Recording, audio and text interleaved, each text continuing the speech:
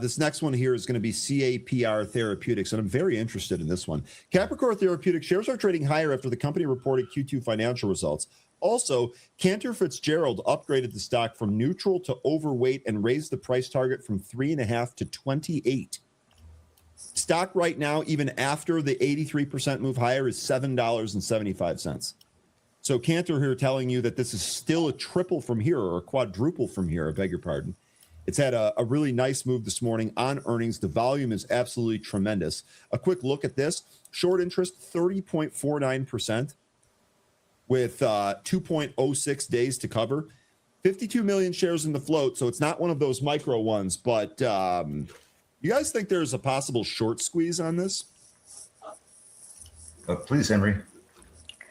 High short interest, earnings, price target 4 times the current price. Yeah, easily. The problem is, I think there are a lot of trapped sellers in this, a lot of trapped buyers in this particular space, simply because in December they had a gigantic candle.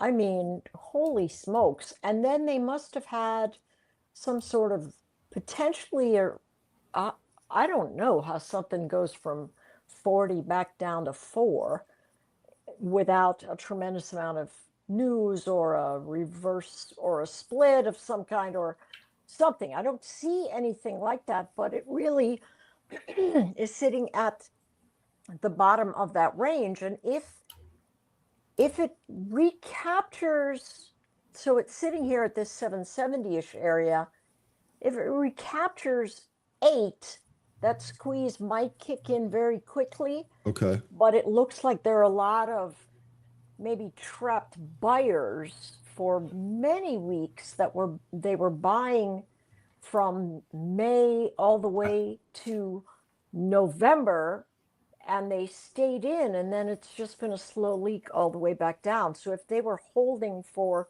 some other big move and they just recaptured where it is they spent all their time waiting, my guess is that there's some significant overhead sitting above there. Really quick, 13, before you get in there, that move in December, that candle in December, it is on this piece of new, what? No. Before you get there, because I knew what you're about to say, and that's not correct. The move was a couple of days earlier on December 3rd. Look at the news there. They had phase 3 top-line trials meet their endpoints. The stock soared, and then they did that offering at 25. Yes, that's basically where I was going with that whole thing. So they did an offering at 25.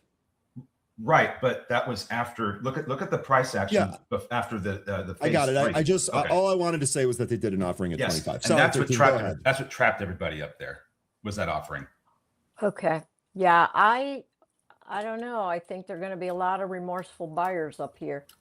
It's going to have to really get past 8 with some significant conviction to do any squeezing of import. That's just my thought.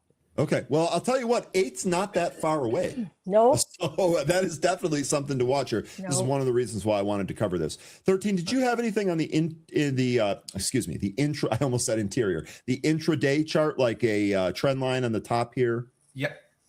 I drew a trend line on the top. That gives us an upside target if the price can start recapturing some of these hefty indicators that we use, like the 65 EMA and the VWAP. We're trying to recapture the 65 EMA right now. The VWAP is I have it at 829, so that's the next level to recapture. I'd say that this has a much better chance of reaching that upside target if we can get back above VWAP and hold it.